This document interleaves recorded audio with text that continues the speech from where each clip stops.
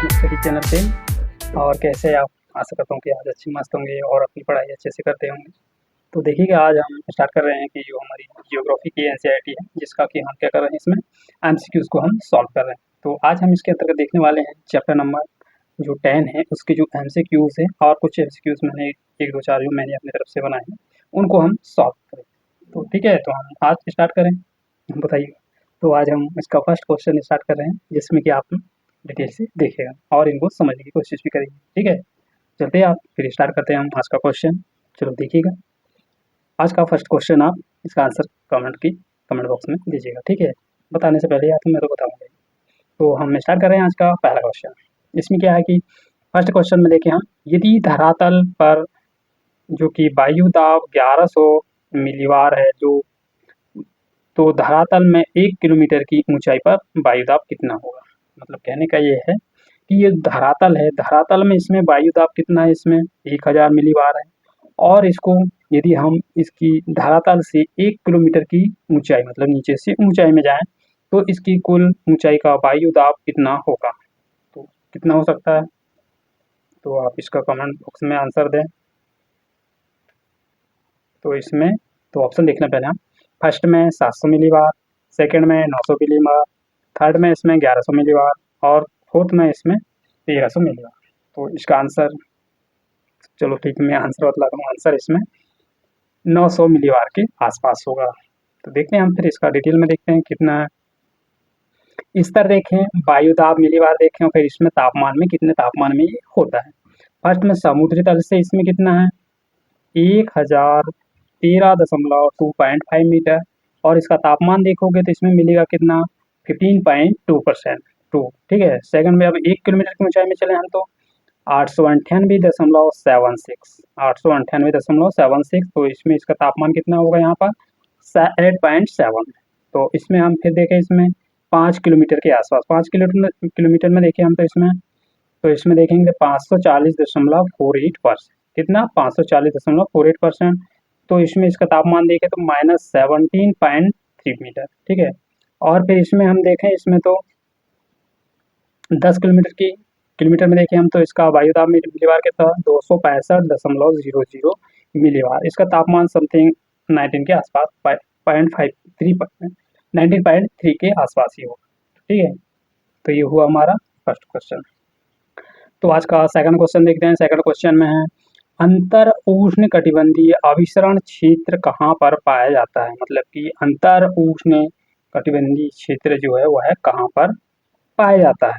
तो इसके ऑप्शन देखें, ऑप्शन ए में विषुवतीय वृत्त के निकट, ऑप्शन बी में कर्क रेखा के निकट, ऑप्शन सी में देखें मकर रेखा के निकट, ऑप्शन डी में देखें तो आर्कटिक वृत्त के निकट। तो इसमें सही आंसर क्या है, आप बताइएगा। तो इसका सही आंसर है ऑप्शन नंबर ए। कौन से रेखा के निकट है ये है आपको मिलेगा कौन सी, विषुवतीय रेखा के निकट। ऑप्शन नंबर फर्स्ट इसका सही आंसर है। ठीक है, तो अब इसमें देखें हम, विषुवतीय वृत्त के निकट वायु दाब कम होता है और इसे विषुवतीय निम्न अपदाबी या क्षेत्र इक्वेटोरियल लॉ के निकट के नाम से भी जानते हैं। इसके किसके नाम से जानते हैं, इक्वेटोरियल लॉ के नाम से भी जाना जाता है, जिसमें कि 30 अंश से उत्तरी व 30 अंश दक्षिणी ध्रुवों के साथ इसमें उच्च दाब क्षेत्र इसमें पाए जाते हैं, जिन्हें यानी कि 30 उत्तरी और 30 दक्षिणी क्षेत्र में पाए जाते हैं, यानी कि अक्षांशीय क्षेत्र में पाए जाते हैं, जिन्हें क्या कहा जाता है, इन्हें उपोष्ण उच्च वायुदाब क्षेत्र कहा जाता है। कौन सा क्षेत्र कहा जाता है इनको, उपोष्ण उच्च वायुदाब क्षेत्र कहा जाता है। जो पुनः ध्रुवों में कितने होता है, इसमें तरफ देखें तो ध्रुव की तरफ देखें 60 डिग्री डिग्री, और इसमें दक्षिण में देखें तो उत्तरी में 60 डिग्री और दक्षिण में भी इसमें 60 डिग्री अक्षांशों के निम्न दाब पर ये पीटियां बनाती है, जिन्हें अधोध्रुवीय निम्न दाब वायु पेटी भी कहते हैं। इनको क्या कहते हैं, अधोध्रुव वायुदाब पेटियां भी कहते हैं। ध्रुव के निकट में वायुदाब का कैसा होता है, इसमें अधिक होता है, और ध्रुव के पास में इसमें उच्च वायुदाब पट्टी भी कहते हैं। इनको क्या कहते हैं, उच्च वायुदाब पट्टी भी कहते हैं। और यह ध्रुवीय वायुदाब पट्टियां इसमें स्थायी नहीं होती, मतलब कि इसमें यहाँ की जो वायुदाब की पट्टियां हैं वो कैसी होती है, स्थायी नहीं होती। सूर्य की किरणें विस्थापन के साथ ये पट्टी का विस्थापित, जैसे जैसे सूर्य की किरणें विस्थापित होती है, ठीक उसी प्रकार इनकी पट्टियां भी कैसी होती जाती है, विस्थापित निरंतर होती रहती है। और ये उच्च गुण यानी कि इसका गोलार्ध कैसा है, उच्च गोलार्धीय है। और शीत ऋतु में ये पट्टिका दक्षिण की ओर चली जाती है, मतलब कि जैसे शीत ऋतु प्रारंभ होती है ठीक उसी प्रकार इनकी पट्टियां भी कैसी होती है, दक्षिण ध्रुव की ओर क्या हो जाती है, और हो जाती है, तथा ग्रीष्म ऋतु में यह धीरे धीरे करके यह खिसक जाती है। तो देखते हैं हम इसका आज का थर्ड सवाल। उत्तरी गोलार्ध में निम्न वायुदाब के चारों तरफ की पवने को क्या कहते हैं? मतलब कि ऐसी पवन है जो उच्च वायुदाब के चारों ओर की पवने कैसी होती है, मतलब कि पवन ये होती किस दिशा में कैसी होती है, क्या दिशा को परिवर्तित करती है। तो इसके ऑप्शन में देखें हम, फर्स्ट में इसमें जो कि घड़ी की सुइयां चलने की दिशा के अनुरूप, सेकंड में घड़ी की सुइयों को चलने की दिशा के विपरीत होती है, थर्ड में इसमें वायुदाब रेखा के समकोण पर मतलब कि जो वायुदाब रेखा उसको कैसी करती है, समकोण पर, इसके समकोण पर होती है, और फोर्थ में इसमें वायुदाब रेखा के समांतर होती है, जैसे ये है वायुदाब की रेखा इसके समांतर होती है। तो इसमें आपको सही आंसर बताना है कि इसमें सही आंसर क्या होगा। तो इसमें आपके दिया जाता है समथिंग 10 सेकेंड। हो गया टाइम आपका समाप्त। इसका सही आंसर है ऑप्शन नंबर बी, घड़ी की सुइयां के चलने की विपरीत दिशा। ठीक है, तो इसमें हम इसका डिटेल देख लें, हम इसकी व्याख्या। तो वायु यानी जो वायुमंडल में इसका औसत वायुदाब देखें और तापमान की प्रस्तुति को क्या करता है, ये प्रस्तुत करता है। उच्च यानी ऊर्ध्वाधर दाब या प्रवणता क्षेत्र के दाब पर इसकी प्रवणता अपेक्षाकृत अधिक होती है, लेकिन इसके विपरीत दिशा के कारण गुरुत्वाकर्षण बल के कारण यह संतुलित हो जाती है, जिसके कारण ऊर्ध्वाधर पवनें इसकी ओर नहीं होती हैं। ठीक है, यानी किसी ओर कही जा सकती है किरणें इसके आधार पर। तो देखें हम अगला क्वेश्चन, अगला क्वेश्चन देखें हम। तो इसमें अगला क्वेश्चन में देखें हम क्या भाई, देखिएगा आप, वायु राशियों के निर्माण के उद्गम क्षेत्र कौन से हैं, मतलब कि जो वायु दाब का वायु राशियां हैं इसके निर्माण का उद्गम क्षेत्र कौन सा है, इन उद्गम क्षेत्र के बारे में आपको इन ऑप्शन में से बतलाना है कि, तो पहले मैं ऑप्शन दे दूं आपको। फर्स्ट में विश्ववती वन, सेकंड में साइबेरियन का मैदान भाग, और थर्ड में इसमें हिमालय पर्वत, और फोर्थ है इसमें दक्कन ट्रैप।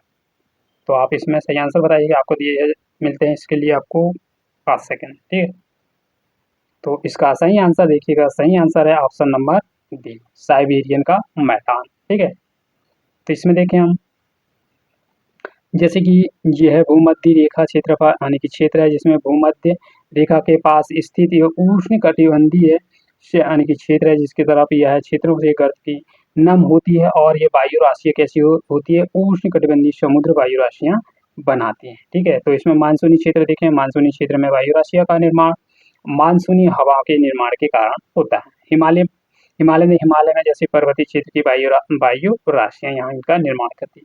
तो अब इसमें देखें हम साइबेरियन मैदान यह यानी कि जो वायु राशियों के निर्माण के लिए महत्वपूर्ण स्रोत है। तो इसका आंसर हमने देखा था।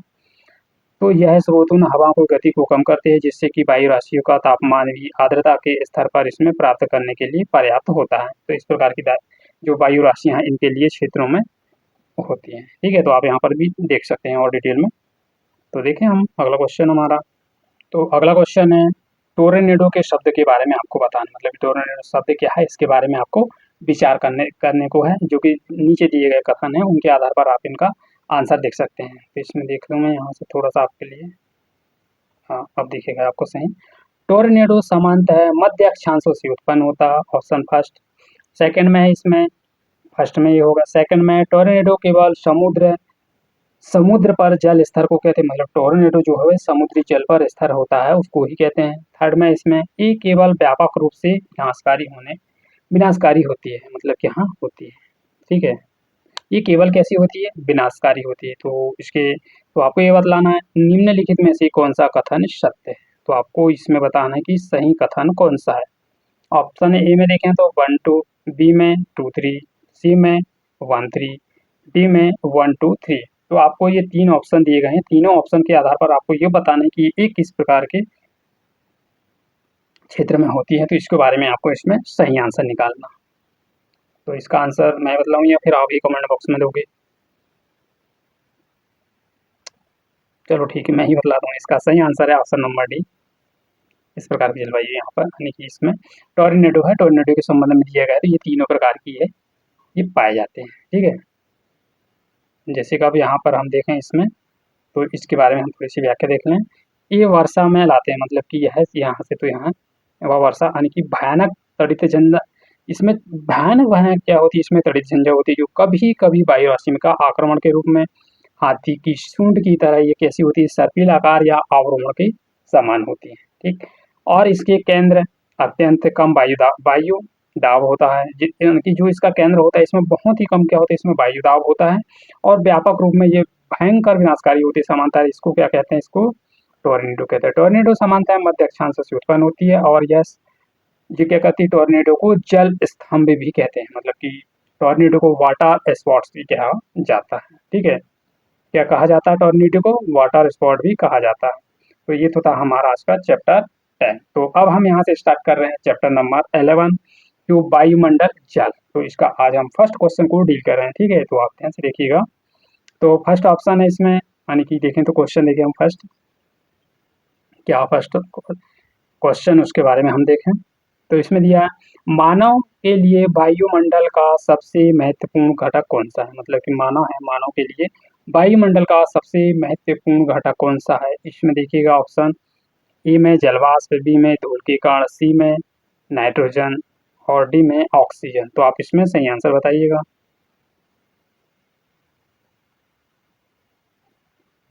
तो सही आंसर मतलब कि ऐसा क्या है, इसको थोड़ा सा मैं आपके लिए सॉल्व कर दूँ, क्वेश्चन को हिंट दे देता हूँ कि वायुमंडल है ना, ये हमारी ये वायुमंडल है। ठीक है, तो वायुमंडल में ऐसी कौन सी चीज है जो मानव के लिए अत्यधिक महत्वपूर्ण, जिसके बिना कि उसका जीवन संभव नहीं है।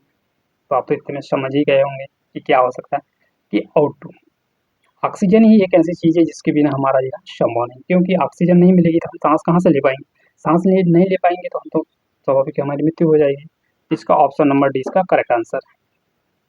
तो जिसमें हम यहाँ पर देख रहे हैं, तो इसकी व्याख्या देखिए, वायुमंडल में मानव के लिए सबसे महत्वपूर्ण घटक है ऑक्सीजन और नाइट्रोजन। तो इसमें सबसे महत्वपूर्ण घटक के बारे में बात करना है, तो हमको सबसे पहले प्रायोरिटी किसको देने हैं, ऑक्सीजन को, फिर इसके बाद हम नाइट्रोजन को देंगे जो कि वायुमंडल में 78% पाई जाती है। तो इसमें क्या पूछा है, इसमें सबसे महत्वपूर्ण घटक है। ठीक है, तो आंसर हमारा ये हो। तो ऑक्सीजन को सांस लेने के लिए आवश्यक है, जबकि नाइट्रोजन सभी को जीवित रहने के लिए भी आवश्यक है। मतलब कि इसमें ऑप्शन में ये होता ना, नाइट्रोजन और प्लस O2, मतलब कि इसमें नाइट्रोजन भी और ऑक्सीजन। तो ऑप्शन के हिसाब से हम देखते हैं तो 1+1 में तो दोनों ही आते हैं, नाइट्रोजन भी आता है और ऑक्सीजन भी आता है। ठीक है, तो विस्तार से देखें हम, ऑक्सीजन सभी जीवित प्राणियों के लिए आवश्यक है, मतलब कि ऑक्सीजन के बिना तो संभव नहीं है ना, वो सभी के लिए पर्याप्त है, चाहे वो पेड़ पौधे हों, चाहे मनुष्य हों, चाहे या अदर जानवर हो, एनिमल्स हो, इन सभी के लिए क्या होता है, ऑक्सीजन ही महत्वपूर्ण घटक होता है। तो नाइट्रोजन में इसमें हम देखेंगे, नाइट्रोजन हवा सबसे अधिक मात्रा, मतलब कि जो नाइट्रोजन क्या है, वो हवा में सबसे अधिक मात्रा में पाई जाती है, जो कि पाई जाने वाली गैस है। जो नाइट्रोजन है वो है हवा में सबसे अधिक मात्रा में पाई जाने वाली गैस है। ये सभी जीवित जो चीज़ों के लिए आवश्यक महत्वपूर्ण पोषक है। कौन, नाइट्रोजन।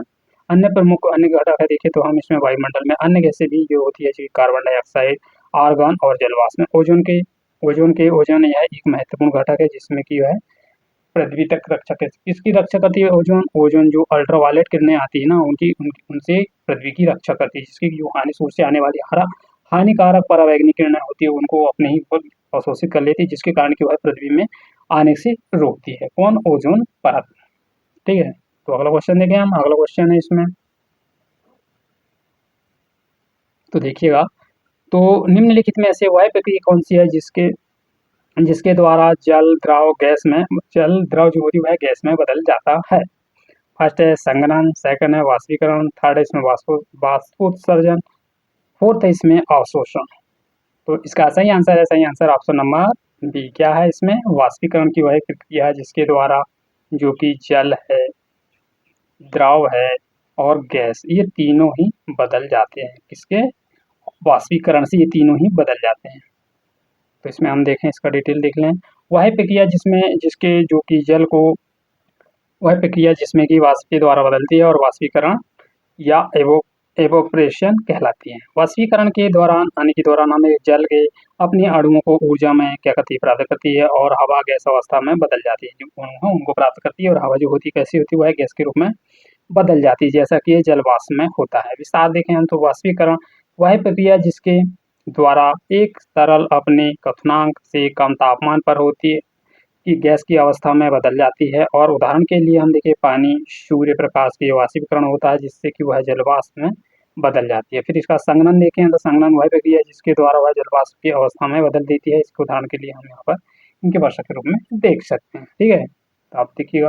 तो अगला क्वेश्चन देखें हम, अगला क्वेश्चन क्या है? अगला क्वेश्चन है निम्नलिखित में कौन सा निम्नलिखित में से कौन सा वायु की उस दिशा को दर्शाता है जिसमें नमी उसकी पूरी क्षमता होती है। मतलब कि जो वह कौन सा दशा है, वह कौन सी दशा है जिसमें कि वायु को पूरी तरह से जिसमें नमी होती है उसकी क्षमता को दर्शाता है। सापेक्ष आर्द्रता, निरपेक्ष आर्द्रता, सी में विशिष्ट आर्द्रता, डी में इसमें क्या है? संतृप्त हवा। तो इसका सही आंसर दीजिएगा, मैं आपका वेट कर रहा हूँ। तो इसका सही आंसर है ऑप्शन नंबर बी। कौन सी आर्द्रता होती जो कि इसको नम बनाती वायु की दशा को? निरपेक्ष आर्द्रता। तो इसमें देख लें हम, व्याख्या देखें हम इसकी, वह हवा के प्रति इकाई आयतन में मौजूद होती है। जल वाष्प की मात्रा को क्या करती है? वह मात्रा को निरपेक्ष आर्द्रता कहते हैं। तो इसे अधिकतर प्रति घन मीटर व्यक्ति के द्वारा किया जाता यानी कि व्यक्त किया जाता है। और जिसमें निरपेक्ष आर्द्रता उस वायु दशा को दर्शाती है जिसमें कि इनकी नमी पूरी तरह क्या होती है? इसमें अनुरूप होती है। जिसमें वायु दाब की राशि की आर्द्रता को सापेक्ष आर्द्रता कहते हैं, ह्यूमिडिटी। और इसमें आर्द्रता वह आर्द्रता मौजूद जलवाष्प की हवा को दर्शाती है। और यह मृत वायु यानी कि हाँ, यह है वायुमंडल में यह नमी की जो क्या करती है? इसकी मात्रा का होती है उसमें उसको व्यक्त करती है जिसके कारण कि वह मौसम और जलवायु में क्या करती है? इनको दोनों को प्रभावित करती है। निरपेक्ष आर्द्रता वह वायु राशि है जिसमें कि इसमें निश्चित आयतन मौजूद होता है और उन वाष्पों को रूप में इसको क्या करता है? वह एक घन की वाष्प के रूप में वास्तविक मात्रा को इसमें क्या करता है? उसको मापता है। और फिर उदाहरण के लिए हम इसमें देख सकते हैं कि जो एक घन मीटर है जिसमें कि इसकी ग्राम अवस्था मात्रा में जल वाष्प की मौजूद होती है। ठीक है, तो आप यहाँ पर इसके रिलेटेड भी देख सकते हैं सापेक्ष आर्द्रता के। अगला क्वेश्चन देखें हम इसके पहले। फोर्थ है निम्नलिखित प्रकार के बादलों के आकाश में सबसे ऊंचा बादल कौन सा है? इसके लिए मैं आपको थोड़ा सा सिंपल कर दूं क्वेश्चन को कि मतलब कि ऐसा कौन सा बादल है जो सबसे अधिक आकाश में सबसे अधिक ऊंचाई पर बनता है। तो इसका ऑप्शन देखिए हम, इसके ऑप्शन पक्षाप बादल, बी में वर्षा मेघ, सी में उत्तरीय और डी में कपास। तो आपका इसका सही आंसर बताइए। थोड़ा मैंने आपको तो हिंट दे दिया कि मतलब कि ये आकाश है। ठीक है, तो ये किस प्रकार के बादल है जो सबसे अधिक ऊंची मात्रा और सबसे अधिक ऊंचे होते हैं, वायुमंडल में सबसे अधिक ऊंची मात्रा में होते हैं। तो इसका सही आंसर है ऑप्शन नंबर ए, पक्षाप। ठीक है, तो इसका डिटेल देख लें हम। फर्स्ट में पक्षाप मेघ, यह मेघों का निर्माण 8,000 से लेकर 12,000 मीटर की ऊंचाई पर होता है। और यह पतले तथा बिखरे होते हैं। मतलब जैसे कि आप जैसे वायुमंडल के बादल में देखिए आप क्या होते हैं, 8,000 से 12,000 मीटर की ऊंचाई पर होते हैं तथा यह दूर दूर तक फैले हुए होते हैं। और यह एक समान प्रतीत होते हैं जब यह पंख के रूप में दिखाई देते हैं। मतलब जब दोनों इकट्ठे एक साथ होंगे ना पूरे झुंड के रूप में, ये कैसे दिखेंगे? पंख के रूप में दिखेंगे। और ये कपासी मेघ के बारे में देखें, कपासी मेघ जब देखोगे आप तो ये कैसे होते हैं? 4,000 मीटर से लेके 7,000 मीटर की ऊंचाई तक बनते हैं जिसमें कि दूर दूर तक छितरे हुए रहते हैं। ठीक है, तो इस प्रकार आप इनको देख सकते हैं। और ये चपटे आकार के होते हैं। और स्तरीय मेघ के बारे में देखें हम, स्तरीय मेघ के बारे में देखें हम, तो यहाँ पर देखें स्तरीय मेघ के बारे में। जैसा कि स्तरीय मेघ के बारे में ये क्या होते हैं? पतल परतदार होते हैं और यह आकाश में ये छोटे बड़े या दूर दूर मात्रा में फैले हुए होते हैं जिसके आधार पर आप इनको मिश्रित बादल भी कह सकते हैं। इस प्रकार के बनने वाले बादल को मिश्रित बादल भी कह सकते हैं। ठीक है, तो फिर और इसमें और दिया है वर्षा मेघ के बारे में। देखिए वर्षा मेघ एक प्रकार के गहरे स्लेटी रंग के होते हैं और ये मध्य स्तरों पर पृथ्वी की सतह पर काफी नजदीक, मतलब जो पृथ्वी है, पृथ्वी की सतह होती है उसके काफी नजदीक होते हैं। जैसे कि इसमें कि आप इसमें सूर्य की किरणें और बहुत अपारदर्शी होती है। मतलब यहाँ पर सूर्य की किरणें जो आती है वह कैसी होती है? बहुत ही अपारदर्शी होती है। कभी कभी ये बादल से इतने अधिक ऊंचाई पर होते हैं कि वह सतह एक दूसरे से छूती हुई कैसी होती है? प्रतीत होती है। और इस प्रकार आपके इसमें मोटे मेघ यानी कि जो वर्षा होती है, वर्षा मेघ किस प्रकार के होते हैं? मोटे जलवाष्प की आकृति के रूप में यह विहीन या सहितित होते हैं। ये 4 मूलकों पर बनते हैं जैसे कि ऊंचे बादल, पक्षाप स्तरीय, पक्षाप कपासी मध्य ऊंचाई बादल, स्तरीय मध्य और कपासी मध्य की ऊंचाई वाले बादल को स्तरीय मध्य मेघ या कपासी वर्षा भी कहा जाता है। ठीक है, फिर देखिए हम अगला क्वेश्चन। तो अगला क्वेश्चन है, इसमें निम्नलिखित कथनों पर आपको विचार करना है। जो डाटा दिए गए हैं इनके डाटा के आधार पर आपको इन कथनों के बारे में विचार करना है। तो फर्स्ट है इसमें अक्षाम मेघ, सेकंड इसमें कपासी मेघ, थर्ड है इसमें स्तरीय मेघ, फोर्थ है इसमें वर्षा मेघ। तो आपके इनको बारे में बताना है कि इनमें से कौन सा कथन सही है या सत्य है। ठीक है, तो फर्स्ट देखें 1 2 3, बी में देखें 1 3 4, सी में देखें 1 2 3 4 और डी में देखें 2 3 4। ये थोड़ा सा करेक्ट कर लीजिए, स्त्री नहीं स्तरीय मेघ है। ठीक है, स्तरीय मेघ किस प्रकार का मेघ है? ये स्तरीय मेघ।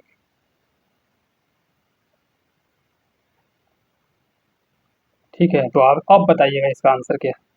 तो इसका आंसर देखिएगा आप, तो इसका आंसर, चलो ठीक है मैं ही बताता हूँ आपको और आप कोशिश करिएगा इसका आंसर थोड़ा सा देखने की। इसका आंसर है ऑप्शन नंबर सी, ये ऑल है, मतलब ये सभी प्रकार के मेघ हैं जो कि इस प्रकार के आपको यहाँ पर देखने को मिलेगी। ठीक है, तो अगला क्वेश्चन है, निम्नलिखित कथनों पर विचार कीजिएगा। ये क्या है? कथन,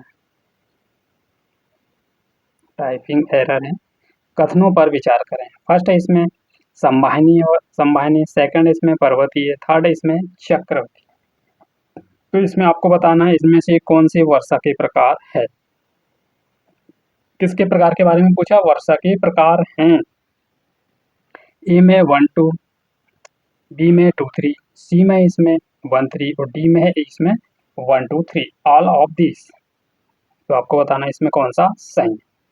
तो चलो ठीक है मैं ही बतलाता हूँ। इसका आंसर है ऑप्शन नंबर डी, ये सभी प्रकार के आपको ये वर्षा के प्रकार आपको देखने को मिलेंगे। क्या मिलेंगे? ये वर्षा के प्रकार की, यहाँ पर इसे सभी प्रकार की वर्षा मिलती है। कौन सी? संवाहनीय वर्षा भी है, संवाहनीय और पर्वतीय है और चक्रवती है। ठीक है, तो इसमें हम इसका डिटेल देख लें। इसमें तो हम इसमें देखें, इसका सही आंसर है ऑप्शन नंबर डी। फिर इसमें देखें चक्रवातीय वर्षा या फ्रंटल वर्षा। आप पहले से ही इस पुस्तक में 10वीं कक्षा में अध्ययन कर चुके हैं, जो कि वही रूपाण कटिबंधीय चक्रवातों तथा चक्रवातीय वर्षा का अध्ययन कर चुके हैं। अतः यह वर्षा समझने के लिए इस अध्याय को हम देख रहे हैं। ठीक है, तो इसमें देखें फर्स्ट कथन तो हमने फर्स्ट देखा, ये तो ये भी सही है।